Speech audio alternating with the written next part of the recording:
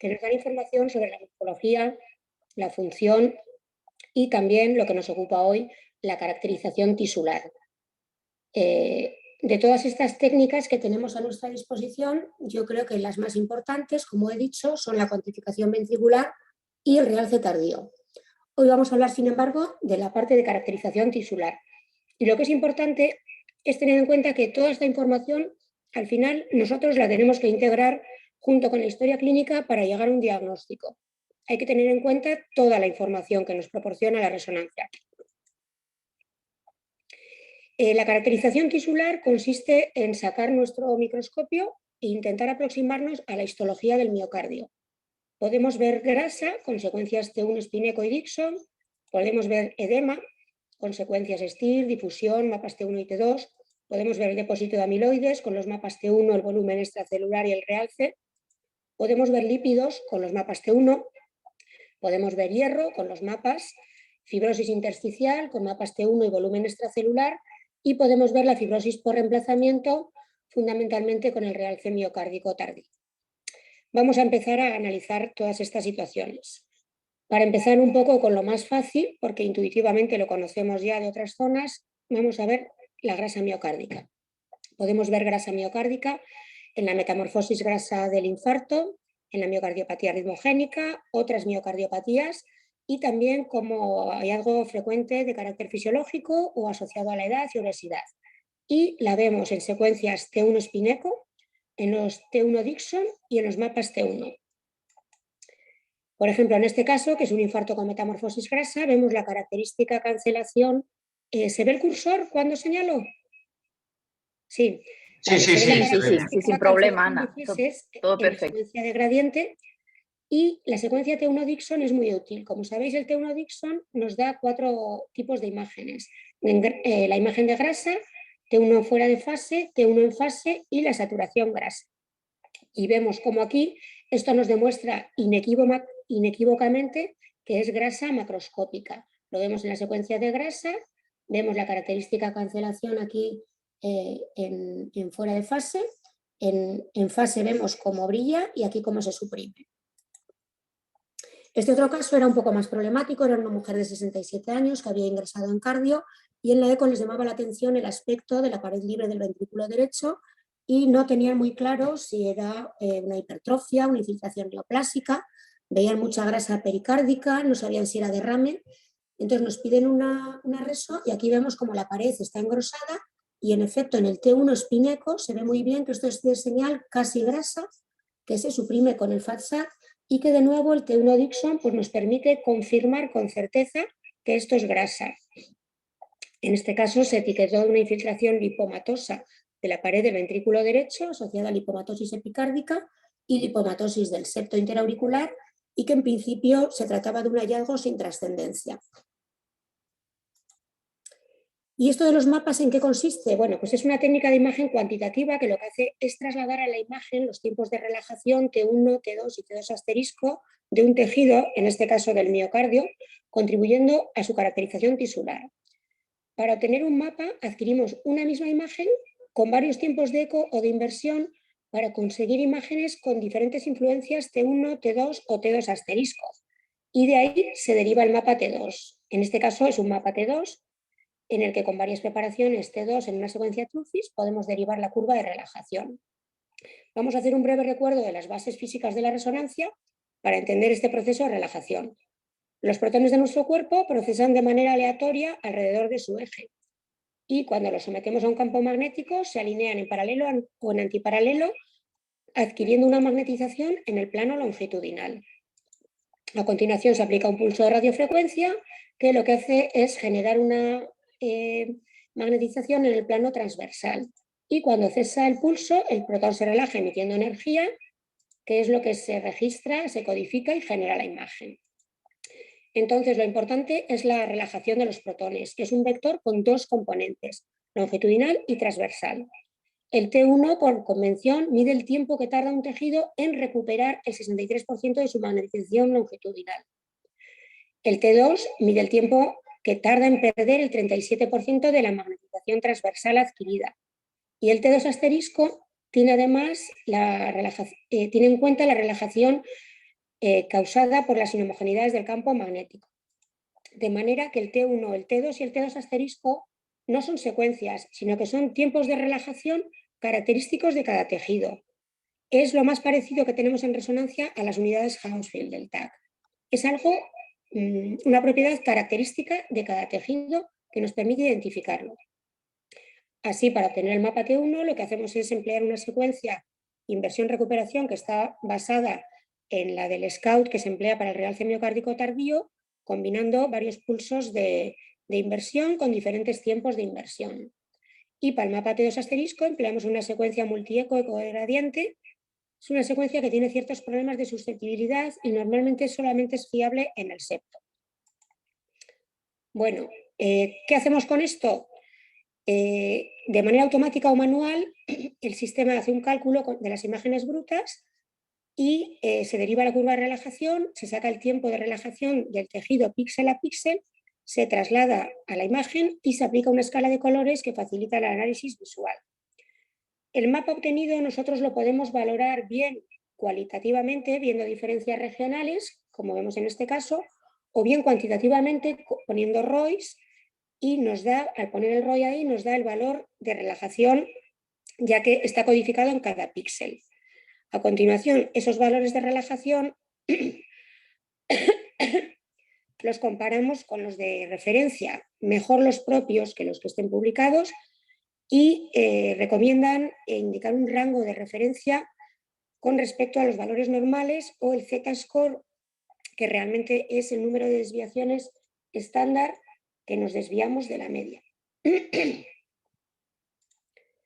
Bueno, tenemos así ya los tiempos de relajación y tenemos que saber que el T1 está elevado en las fibrosis intersticiales, lo cual ocurre, como veremos, en muchas miocardiopatías y en la fibrosis infiltrativa, en la amiloidosis. El T2 en general refleja edema e inflamación y por lo tanto lo veremos en condiciones agudas como la miocarditis aguda, el infarto agudo, el tacochubo y la inflamación en algunas miocardiopatías. Y el T1 está disminuido en muy pocas condiciones, como son los lípidos, la presencia de lípidos en Fabry y el hierro en hemosiderosis. Vamos a ver la siderosis cardíaca, otra patología que también con el mapa es relativamente sencilla. ¿Cuándo vemos siderosis? Pues cuando hay una sobrecarga férrica, ya sea primaria en la hemocromatosis o secundaria, la transfusional, en las anemias adquiridas, en el síndrome mielodisplásico. También se ha usado para detectar el hierro en la hemorragia, por ejemplo, en la hemorragia por reperfusión en el infarto. Y esto lo podemos ver característicamente en el mapa T2 asterisco con valores bajos, pero también en el mapa T1 y en el mapa T2 con valores bajos, porque la influencia del hierro en la resonancia es muy potente y afecta a todos los mapas. Por ejemplo, en este caso era un paciente con mielofibrosis que había recibido múltiples transfusiones y vemos que tenemos un T1 bajo, 929, un T2 muy bajo, 33 milisegundos, y un T2 asterisco bajo. Lo que está publicado es que el T2 asterisco se correlaciona con el riesgo de disfunción en la sobrecarga férrica importante por debajo de 20 milisegundos. Pero también se ha visto que el T1 puede ser más sensible que el T2 asterisco en esa ventana de sobrecarga entre 20 y 30 milisegundos. Este caso era un paciente con una sobrecarga férrica hepática también muy severa y que tenía también una dilatación del ventrículo izquierdo con disfunción que también apoya el diagnóstico. El problema del T1, de los mapas T1, es que el T1 tiene mucha variabilidad en función de la intensidad de campo, de factores de la secuencia, del método de postprocesado, factores de la imagen y del paciente. Y entonces se empezó a usar otro parámetro, que es el volumen extracelular, que tiene menos variabilidad porque es un índice y además se ha validado histológicamente como medida de la matriz extracelular cardíaca. En ausencia de edema o amiloidosis, el volumen extracelular es un marcador de fibrosis difusa. Y está elevado en patologías, como hemos dicho, como la amiloidosis, el edema y la fibrosis intersticial. ¿Cómo obtenemos el volumen extracelular? Pues necesitamos un mapa T1 nativo, o sea, sin contraste, y otro con contraste en la fase de equilibrio, entre 15 y 20 minutos después de poner el contraste.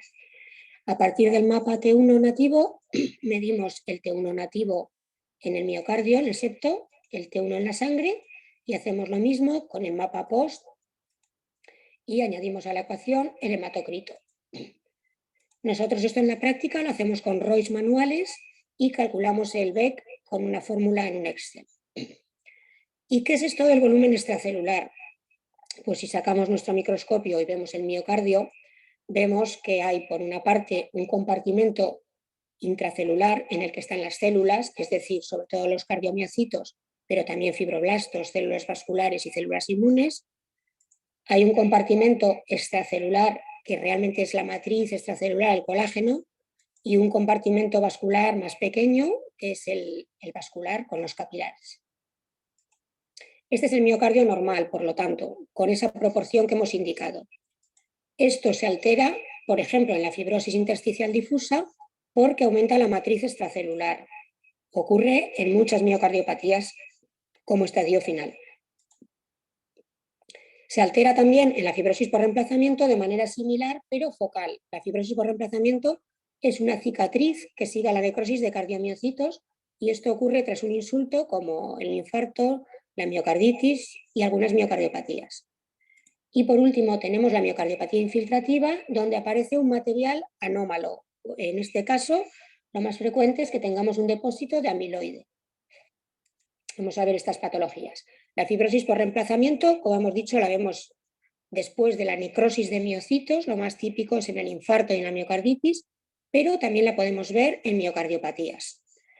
¿Y dónde la vamos a ver? En el realce miocárdico tardío y también en los mapas. El realce miocárdico tardío es la técnica básica en la resonancia magnética, no tenemos que perder esto de vista. Nos aporta muchísima información, además diferencial respecto a otras técnicas de imagen, y el patrón de captación nos permite en general diferenciar la captación isquémica cuando afecta al subendocardio de otras captaciones. Cuando la captación es transmural o intramiocárdica, entramos ya en un amplio diagnóstico diferencial. Y aquí es donde también pueden tener un valor añadido otras técnicas de caracterización tisular. En este caso, tenemos un varón de 17 años con un dolor precordial opresivo, elevación del ST en el EKG y elevación de troponinas. Vemos que tiene edema subepicárdico en la cara lateral sobre todo, lo vemos en el STIR, lo vemos en el mapa T1, lo vemos en el mapa T2. Y en el realce vemos captación subepicárdica. En un control a los 4 meses vemos como el edema ha desaparecido y hay algún pequeño foco. Este caso fue una miocarditis post-vacunación COVID. La fibrosis intersticial miocárdica, sin embargo, es una fibrosis difusa que vemos en muchas miocardiopatías y para verla necesitamos aquí ya sin duda los mapas C1 o el volumen extracelular. ¿Por qué hay tanto interés en la fibrosis intersticial? Pues porque el depósito excesivo en la matriz extracelular de colágeno conlleva un deterioro en la función del miocardio, disminuye la función sistólica, se altera la relajación y la conducción eléctrica y se limita el flujo cardíaco y el aporte de oxígeno. Es un proceso irreversible que conlleva a su vez necrosis de miocitos y, como os he dicho antes, la medida del volumen extracelular se correlaciona con la fracción de volumen de colágeno medida con biopsia endomiocárdica, que es la técnica que emplean hasta ahora los cardiólogos para establecer la fibrosis intersticial. Y la utilidad práctica que se espera de esto es un valor más que diagnóstico, pronóstico. Es un parámetro que nos ayuda a estratificar el riesgo porque se correlaciona con efectos cardíacos adversos. Y por eso los cardiólogos tienen tanto interés en este tema. Por lo tanto, para que quede claro, fibrosis miocárdica dos tipos, por reemplazo tras daño al cardiomiocito y que se ve reemplazado tras su necrosis por una cicatriz macroscópica de colágeno, es una fibrosis macroscópica que la vemos en el realce tardío. Este es un caso de miocardiopatía hipertrófica. Y la fibrosis intersticial, que ocurre como un proceso reparativo de un tejido dañado o sometido a sobrecarga, y es una fibrosis microscópica. No la vamos a ver con el realce por la limitada resolución que tenemos y porque además al ser un proceso difuso no tenemos una referencia de un miocardio no captante. Por lo tanto, aquí tenemos que recurrir a los mapas y al volumen extracelular. En este caso está discretamente elevado, consistente con fibrosis difusa en este paciente. La fibrosis, como he dicho, su importancia es que nos da una estratificación de riesgo. Es predictor de eventos adversos, tanto en infartos como en miocardiopatías dilatadas, hipertróficas, miocarditis, en estenosis aórticas. Esto está extensamente publicado, como la probabilidad de supervivencia global va disminuyendo por mayor presencia de eventos a medida que se incrementa la fibrosis cardíaca. Por lo tanto, valor pronóstico de la fibrosis miocárdica. Bueno, y pasamos a otra patología que se ha beneficiado también enormemente de los mapas, que es la amiloidosis.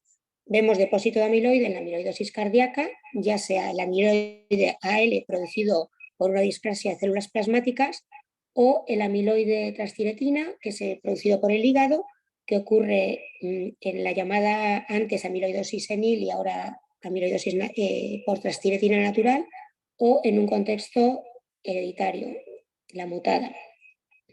Lo vemos fundamentalmente en los mapas T1, en el volumen extracelular y también en el realce. Vamos a ver un caso. Este es un varón de 76 años con hiperlipidemia, sin otros factores de riesgo ni antecedentes cardiológicos, que acude a urgencias por un dolor torácico atípico con elevación discreta de troponina, electro normal, y ingresa en UCI con sospecha de Angor. Le hacen un cateterismo y no ven lesiones coronarias.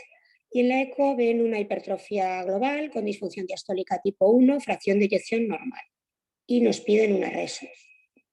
Y vemos, pues lo que ya ha visto la eco, una hipertrofia prácticamente concéntrica. Y vemos además un realce intramiocárdico tardío, focal, inferolateral, pues relativamente inespecífico. Nos plantea un diagnóstico diferencial amplio. Esto puede ser una amiloidosis, una sarcoidosis, una hipertrófica, un Chagas, un Fabry. No parece un infarto. Medimos el T1 nativo septal y nos sale francamente elevado. Medimos el volumen extracelular y nos sale muy elevado y establecemos el diagnóstico de amiloidosis cardíaca. En este caso se confirmó, sabéis que la amiloidosis por transtiretina se puede confirmar en una gamografía con un aumento de la actividad del radiotrazador, en este caso grado 2-3. Además, en hematología no se vio gamopatía monoclonal, la biopsia rectal fue negativa para amiloide, la genética descartó una amiloidosis hereditaria y se estableció el diagnóstico final de amiloidosis por transtiretina salvaje o natural, la antigua senil. El diagnóstico por transtiretina, por este tipo de amiloidosis, se admite que se puede hacer con una eco o resonancia consistente unida a una clínica sugestiva y a una captación grado 2 o 3 en gamografía más ausencia de cadenas monoclonales. Lo interesante de todo esto es que además hay diferentes patrones de captación en la amiloidosis. Uno de ellos es el focal, que es el que hemos visto, pero también hay un realce subendocárdico global o global transmural, y lo importante es que estos son estadios evolutivos que se correlacionan con mayor sintomatología y mortalidad y además se correlacionan directamente con valores más altos cada vez del T1 y del volumen extracelular. Se admite que un volumen extracelular elevado y un realce miocárdico con un patrón global son factores pronósticos independientes de mortalidad, se correlacionan con el estadio clínico. Todo esto ha sido ampliamente estudiado y sabemos que la amiloidosis eleva el T1 y el volumen extracelular más que cualquier otra patología, excepto no olvidarnos de situaciones agudas como el infarto y el edema. Un volumen extracelular mayor de 40% es prácticamente diagnóstico de amiloidosis y el T1 y el volumen extracelular, y esto es importante, pueden detectar el depósito de amiloide incluso antes de que aparezca la hipertrofia y el realce. Y es útil en casos con poco realce o dificultad para verlo. Y por todo esto, el T1 y el volumen extracelular han tenido mucho impacto en el diagnóstico por amiloidosis, pasando a ser una patología más diagnosticada en la actualidad y no tan excepcional como era antes. Bueno, pasamos a otra patología, la lipidosis cardíaca. No hablamos de grasa macroscópica, sino de almacenamiento cardíaco de lípidos. Y esto ocurre en determinados trastornos metabólicos de almacenamiento lisosómico hereditarios, como es la enfermedad de Fabry, en la que se produce almacenamiento de esfingolípidos. ¿En qué secuencias lo vemos? En los mapas T1, con un valor bajo. Es de las pocas patologías que nos baja el T1. Este caso es una mujer de 61 años, asintomática, tenía un hijo diagnosticado de enfermedad de Fabry que consulta por una fibrilación auricular con respuesta rápida. En el eco ven una hipertrofia y el estudio genético demuestra que es portadora de la mutación asociada al Fabry. Ven además niveles elevados del glicosfingolípido que se acumula en los tejidos y comienza el tratamiento enzimático sustitutivo con argagidasa. Nos piden un RSO para documentar el caso y vemos una hipertrofia, vemos pequeños focos de captación intramiocárdica y sobre todo vemos un T1 muy bajo y un volumen extracelular normal. La enfermedad de Fabry es una enfermedad rara ligada al cromosoma X y causada por un déficit de alfa-galactosidasa que produce acumulación de esfingolípidos en lisosomas con afectación cardíaca y además de otros órganos. La cardíaca es la que suele conllevar la muerte. Y en la RSO vemos como en este caso una hipertrofia y un realce del típico intramiocárdico inferolateral. Esto en principio es bastante inespecífico, plantea un diagnóstico diferencial amplio, pero si metemos los mapas ya vamos a encontrarnos un T1 bajo, un volumen extracelular normal, porque el depósito de lípidos está en el compartimento intracelular, no hay expansión del compartimento extracelular. Y luego es importante tener en cuenta que a medida que progresa la enfermedad va apareciendo fibrosis y eso hace que el T1 se normalice. O sea, el T1 que estaba bajo por el depósito de lípidos se va normalizando y puede llegar en estadios finales a estar elevado. Bueno, otra patología, edema miocárdico. Edema, presencia de agua. Vamos a ver edema miocárdico en condiciones agudas, como es la miocarditis aguda, la isquemia transitoria o el infarto agudo, el tacochubo, el rechazo agudo al trasplante y también en miocardiopatías crónicas que tengan áreas de inflamación aguda. Sería más correcto desde el punto de vista de la imagen hablar de daño miocárdico agudo. Importante es un patrón de imagen reversible. ¿En qué secuencias vemos el edema? Cuando buscamos edema, antes de tener los mapas o incluso en alguna ocasión ahora, empleamos el STIR y la difusión.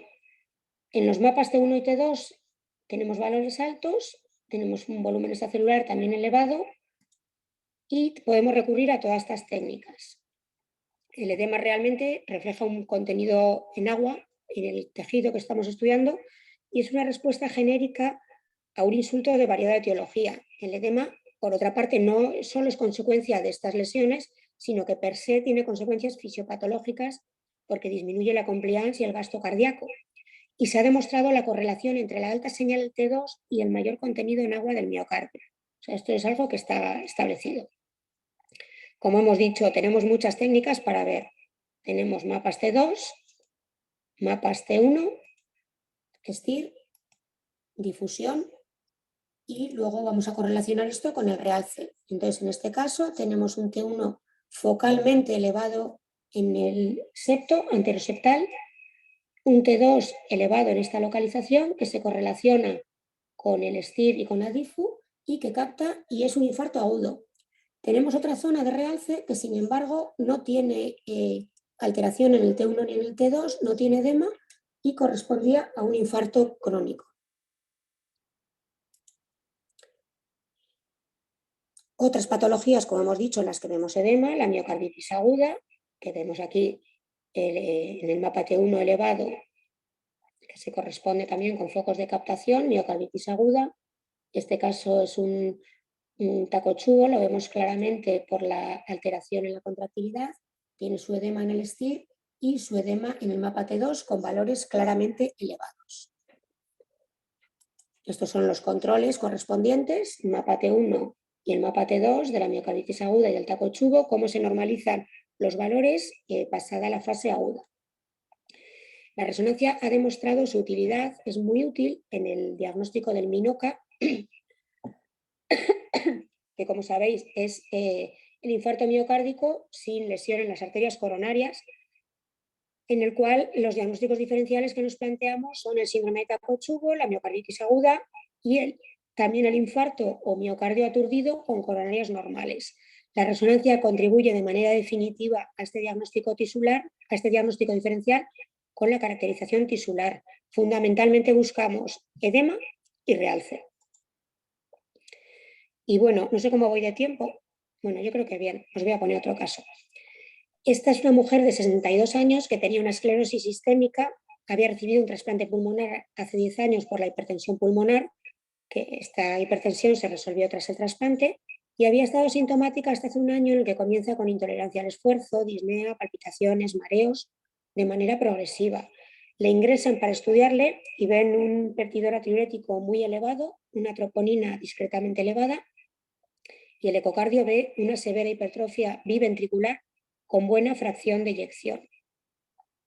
No hay datos de hipertensión portal ni disfunción diastólica y nos piden una resonancia en la que, bueno, prácticamente vemos lo mismo, vemos la hipertrofia concéntrica con una función sistólica conservada. Fijaros que la hipertrofia es biventricular, también afecta al ventrículo derecho. En el realce tardío vemos algunos focos de captación, puntiformes y intramiocárdicos. En los mapas T1 vemos un valor elevado con un volumen extracelular moderadamente elevado. Mapas C2, valores elevados también, que implican edema. Entonces tenemos hipertrofia biventricular, buena función sistólica, no signos de restricción, múltiples focos de realce intramiocárdico y una alteración significativa de los tiempos de relajación T1 y T2. Y sacamos el microscopio, planteamos diagnóstico diferencial, hipertrófica, amiloidosis, miocarditis aguda, y en este caso, en el contexto clínico y de acuerdo con los clínicos, se llegó a la conclusión de que era una miocardiopatía autoinmune asociada a esclerosis sistémica. Este caso os lo pongo pues, para recordar un poco la importancia del contexto clínico y que el edema, aunque refleja daño miocárdico agudo, también en una respuesta fibrótica mantenida se condiciona una reacción inflamatoria. Y la inflamación en una miocardiopatía crónica también contribuye al aumento del volumen extracelular, además de la fibrosis de base. Entonces, asumir que el aumento del volumen extracelular en una miocardiopatía se debe a fibrosis requiere excluir otras causas como son el edema y, por supuesto, la presencia de amiloidosis. Recordar respecto al edema que en la amiloidosis AL es frecuente que haya también un aumento del T2 porque refleja cierta reacción inflamatoria. Esto no suele ocurrir tanto en la amiloidosis por transtiretina y posiblemente puede ser la base de que el pronóstico sea peor que en la amiloidosis por transtiretina, aunque en este caso los valores T1 y de volumen extracelular suelen ser menores. Y bueno, por último, un poco pues el futuro de la caracterización tisular, pues bueno, yo creo que es una técnica que ha venido para quedarse y que va a sufrir mejoras técnicas. Todos querríamos tener una adquisición en múltiples imágenes, no solo una imagen como tenemos ahora, un solo corte por apnea. Y hay una técnica que es la técnica del fingerprinting, la técnica de huella digital, que es una técnica en desarrollo que supone un gran cambio en el tipo de adquisición de la imagen. Es una adquisición radicalmente diferente basada en inteligencia artificial y lo que hace es que una secuencia sensibiliza simultáneamente al tejido a diferentes propiedades, identifica lo que llaman su huella digital. Esta huella digital se compara con un diccionario, con una especie de biblioteca que tiene un montón de combinaciones posibles, o sea, de lo que puede cada tejido condicionar, o sea, cada tejido qué alteración tiene en T1, en T2, en T2 asterisco, lo compara y entonces le adjudica un valor T1, T2 y T2 asterisco. Es decir, que con una secuencia tendríamos todos los mapas. Esto es algo pues, que bueno, es muy prometedor, pero todavía está en desarrollo. Parece que es una técnica robusta, además, que no se afecta por la frecuencia cardíaca, por la secuencia, por otros factores, y que lo que nos gusta es que tiene potencial para extraer simultáneamente el T1, el T2, el T2 asterisco, la fracción grasa, el volumen extracelular sin contraste, que a mí esto todavía me cuesta entenderlo, incluso la perfusión. Y bueno, espero que oigamos hablar de todo esto en la aplicación práctica en breve. Y ya, bueno, pues para ir acabando, pues decir que tenemos un montón de técnicas a nuestra disposición para caracterizar el tejido, que tenemos que intentar, según cada caso, usarlas apropiadamente. Y a modo de conclusión, decir que todas las enfermedades cardíacas tienen un sustrato patológico en el miocardio que puede ser caracterizado con resonancia, que el protocolo de cardioresonancia debe de adaptarse a la sospecha clínica y a los hallazgos que tengamos en el estudio básico inicial, y que en la práctica clínica, por lo menos para nosotros, los mapas y el volumen extracelular apoyan el diagnóstico de determinadas patologías, como son la amiloidosis, el Fabry y la siderosis, y nos ayudan a detectar el edema miocárdico. Además, la caracterización tisular abre la puerta al valor pronóstico de la resonancia por la detección de fibrosis. Y yo creo que esto es todo. Espero que hayáis entendido algo. Gracias. Muchas gracias, Ana. Sí, la verdad es que una sesión un repaso muy chulo y unos casos muy interesantes. ¿Hay alguna pregunta? O sea que te las traslado y discutimos sobre ellas. La primera la hace Ángeles Franco y te da saludos y enhorabuena por la charla y pregunta que si para tener el valor del hematocrito lo hacéis siempre en el momento de hacer la RM. Pues mira, es una pregunta muy interesante porque nosotros estuvimos mucho tiempo que teníamos los mapas y estábamos atascados con la técnica por una cosa tan sencilla como no tener un valor hematocrito. Es decir, en los pacientes ingresados normalmente tenías un hematocrito, si no era de ese día, era del día anterior, pero en los pacientes ambulatorios no teníamos hematocrito. Entonces era un lío impresionante, le mandabas a la urgencia, llámale a su médico, al final pasaban 2 días y teníamos la técnica parada por el tema del hematocrito. Ahora lo que hacemos es que tenemos unos aparatitos que les llaman POC, Point of Care, que toman una muestra de sangre capilar o de sangre de la vía y determinamos con una tira reactiva, determinamos en el momento el hematocrito. Nuestra experiencia es que sale un poquitín más bajo que el hematocrito real y a veces nos dan algún problema porque hay que calibrarlos varias veces, pero por lo menos yo creo que nos ha solucionado el problema de poder determinar el hematocrito al momento, porque claro, no puedes usar un hematocrito de hace 2 meses. No sé vosotros cómo lo hacéis. En nuestro caso, en el mismo momento de ponerle la vía para poner el contraste, le sacamos una muestra de hematocrito y la mandamos al laboratorio. Ya. Sí, siempre, excepto, como decías, los ingresados que suelen tenerlo del mismo día. Pero siempre lo hacemos por rutina, un poco por lo mismo. Sí. Muy bien. Juan Calvo pregunta cómo trabajáis con los cardiólogos, si hacéis informe conjunto. ¿Perdón, que no he oído?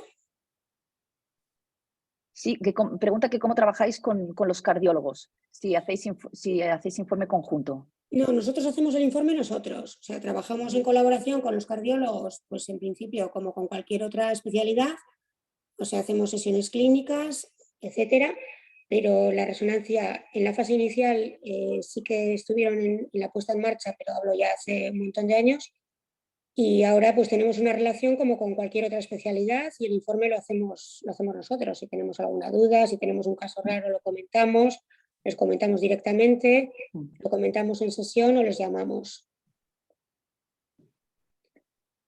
Perfecto. Luis Domínguez pregunta si habéis necesitado mucho tiempo de formación o para instruir a los técnicos de radiología en estas técnicas o secuencias.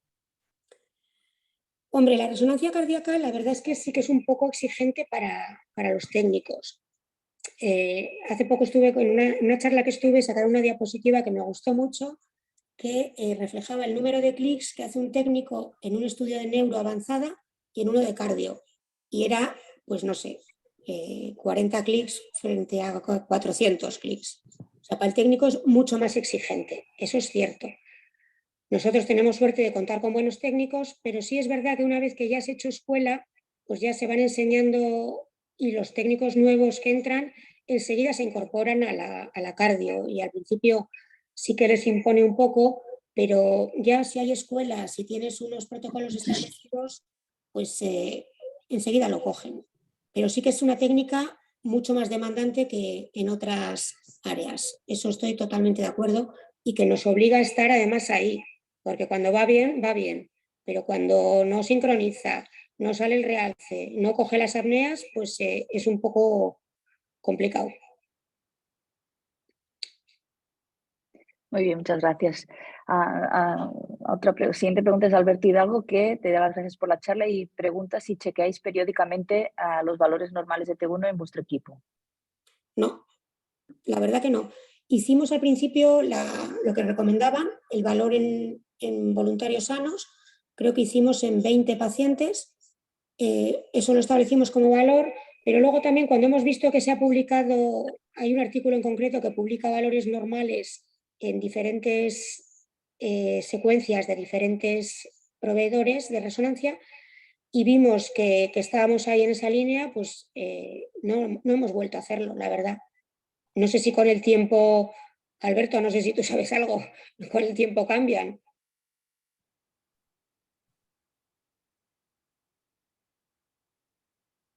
Bueno, le dejamos si quiere contestar por el chat mientras te Vale. paso otra pregunta.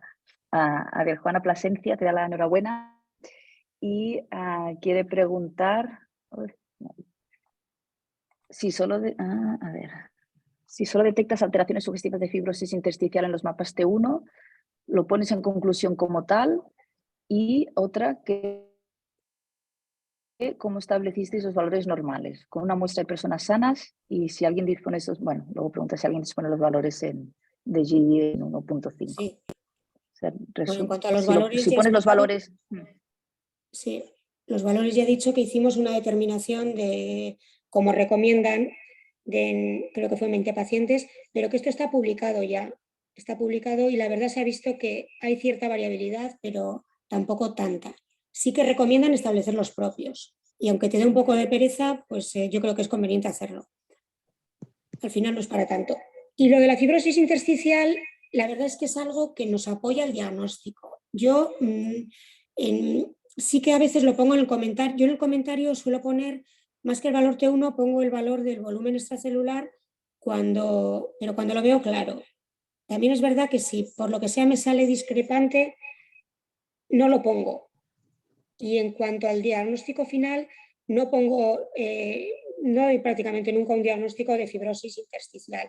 Me apoya un poco la impresión diagnóstica. No sé qué soléis hacer vosotras, cómo lo enfocáis esto. Sí, un poco lo mismo que comentas tú. Es Sí, decir, sí. ¿no? Básicamente, si es un valor elevado de T1 sin más en un contexto que tampoco te sugiere nada al contexto clínico, yo creo que puede llevar más a confusión que dar ninguna información al clínico, con lo cual en este caso no haría el comentario. Pero bueno, sí es cierto que si el clínico si te sugiere que podría haber, pues no sé, una miocardiopatía hipertensiva, por ejemplo, alguna cosa, entonces sí que lo indico. Pero simplemente un valor de T1 elevado sin más, sin un contexto clínico que le apoye, yo allí sería prudente. Estoy de acuerdo. A ver, hay otra pregunta de Carlos. Te felicita por la presentación y dice que si teniendo en cuenta la complejidad de la secuencia, si requiere utilizar equipos de autocampo. Bueno, nosotros trabajamos con resonancias de 1,5.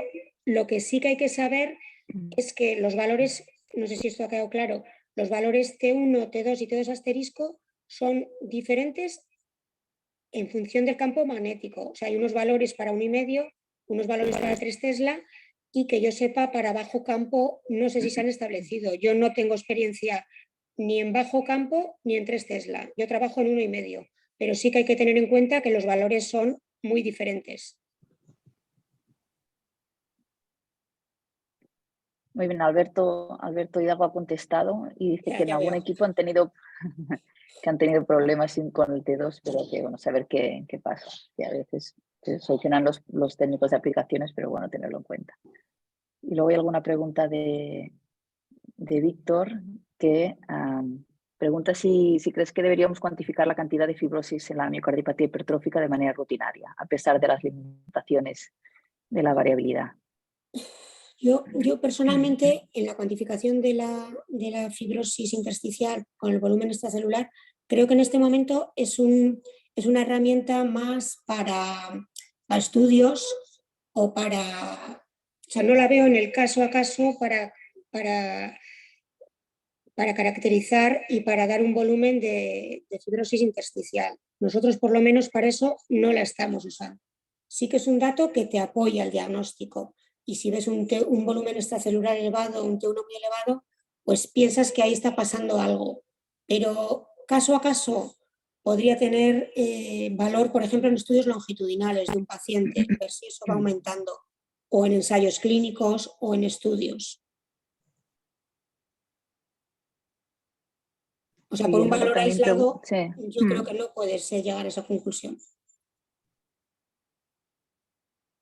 Luego también pregunta si, en qué casos, en tu opinión, en qué casos crees que debemos hacer estudios de control en las miocarditis para valorar la presencia de fibrosis residual. Pues yo pienso que en todos. Yo creo que es una de las patologías que más se beneficia. Sí, porque además vemos que en algunos va desapareciendo, o sea, el edema casi siempre desaparece, pero el realce a veces desaparece, a veces no. Y sabemos que la presencia de realce es un factor pronóstico muy importante en cuanto a eventos adversos y pronóstico. Yo creo que todas hay que seguirlas. Otra cosa es cada cuánto tiempo. Eso ya hay que hablarlo con los cardiólogos y establecer protocolos, pero yo creo que en todos los casos. Sí, nosotros también hacemos prácticamente a todos a los 6 meses habitualmente, sí, después de un evento agudo. Estoy de acuerdo, que tiene un valor pronóstico y bueno, al menos saber cómo ha quedado una vez superada la fase aguda, yo creo que esto es interesante saberlo. Evidentemente, si hay la disponibilidad para hacerlo. Y para acabar, yo creo que es la última. Víctor dice si crees que en el futuro los mapas paramétricos pueden ser suficientes para eliminar la administración de gadolinio en algunos casos. ¿Pueden ser suficientes? Para eliminar la administración de gadolinio en algunos casos. Pues de eso se habla mucho, o sea, del realce sin contraste, ¿no? Yo no tengo ninguna experiencia en eso y bueno, para eso, en primer lugar, la técnica tendría que progresar y estar disponible en multicorte, idealmente en estudios volumétricos. Hoy por hoy, corte a corte, pues no podríamos hacer nada. Es posible que lo veamos, pero hoy por hoy no. Estoy de acuerdo. A ver. Muy bien. Alberto dice que no. Dice que no. No, eso. Igual lo vemos, ¿eh? A ver, sí, yo creo que aquí estamos viendo una evolución en las técnicas y en las secuencias desde que empezamos con la cardio hace años. Ahora, pues la verdad es que la técnica ha progresado muchísimo y hay que ser optimistas y pensar que van a venir más novedades. Seguro, estoy segura. Yo no sé si las veré ya, pero bueno, van a venir. Bueno, pues me parece que es la última. Vamos a perfectos de tiempo. Quedan 3 minutos para las 9. O sea que yo creo que podemos ir haciendo las conclusiones. Víctor, cuando quieras. Sí, bueno, muchas gracias y felicidades, Ana, por esta excelente presentación. Ha sido magnífico, ¿no? La revisión que has hecho.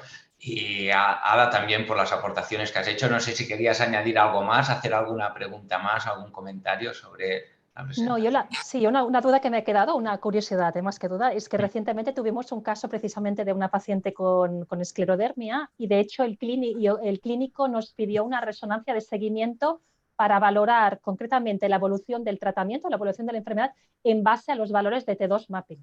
Entonces yo me quedé un poco ahí como diciendo, claro, mira, yo te puedo dar mis valores de T2 mapping, podemos ver si ha cambiado o no con respecto a los previos, pero a partir de ahí yo creo que la técnica todavía no, hasta donde yo sé al menos, y no sé si Ana tendrá más información al respecto, hasta donde yo sé no se ha estudiado, o sea, no se ha demostrado que esto de momento pueda predecir o pueda ser relacionado con la evolución de la enfermedad. Entonces, es una pregunta que se me ha ocurrido mientras escuchaba tu charla. No sé si alguien sabe más, tiene más información al respecto. Es que una cosa que yo quería comentar es que a los cardiólogos todo esto de los mapas les gusta mucho porque cuantifica. O sea, los cardiólogos están muy acostumbrados y les gusta mucho la cuantificación, los valores, los números. O sea, esto de la impresión diagnóstica y que tú le cuentes en el informe tu impresión, lo que viertas ahí tus sentimientos en el informe para llegar a la conclusión, yo creo que les gusta más la cuantificación. Entonces, el ser una técnica cuantitativa que puedas dar un valor T1 o T2, que puedas seguirlo longitudinalmente en el tiempo y que eso sea independiente, entre comillas, porque bueno, ya sabemos que los valores dependen de dónde midas, cómo midas, etcétera. Pero a ellos les gusta mucho reducirlo a números. O sea, les gusta mucho la técnica cuantitativa. Y a nosotros también a veces nos han pedido cosas concretas, mapa T2, mapa T1. Yo creo que hay que hacer un enfoque global cuando hagas la resonancia. Empleas todas las técnicas y lo integras todo. Sí, estoy de acuerdo. Totalmente de acuerdo, muy bien. Ya para acabar, normalmente hacemos un resumen final de la sesión y yo creo que has dado muchos conceptos, hemos aprendido mucho de cómo utilizar la resonancia para intentar detectar esto, ¿no? La grasa, la fibrosis, el edema, la amiloide, que yo creo que es básicamente el papel fuerte de la resonancia en la caracterización peninsular, que además es la piedra angular, ¿no? Y es la joya de la corona de la resonancia, ¿no? Intentar hacer como has hecho el símil de como si fuese el microscopio, aproximarnos a la anatomía patológica sin ser anatomía patológica. Esto no hay que olvidarlo nunca, pero bueno, de alguna manera ese es el gran valor de la resonancia magnética. Yo creo que ha sido una sesión súper interesante y hemos aprendido mucho. Gracias Ana, gracias Ada y también Noemí por la fantástica moderación. Y nada, sin más, os deseo a todos un buen día, un buen fin de semana y nos vemos el lunes en la nueva sesión de la plataforma. Muchas gracias a vosotros. Gracias. Muchas gracias. Vaya bien. Hasta luego, buenos días. Hasta luego. Adiós, buenos días.